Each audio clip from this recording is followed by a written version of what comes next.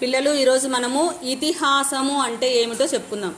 ఇతిహాసము అంటే ఏమీ లేదు. ఇతిహాసము అంటే ఇలా జరిగింది అని అర్థం. చెప్పండి, ఇతిహాసం అంటే ఏమి? ఒకరు చెప్పండి. ఇప్పుడు ఏదైనా జరిగి ఉంటుంది కదా, దాన్ని ఇలా జరిగిందని చెప్పడమే ఇతిహాసం అన్నమాట.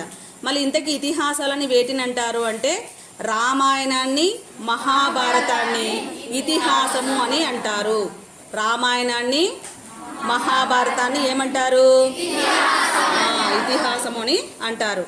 మామూలుగా పూర్వకాలంలో ఒక రాజు యొక్క వంశానికి కానీ లేదా ఒక జాతికి సంబంధించిన చారిత్రక అంశాలను రచించడమే ఇతిహాసం అన్నమాట.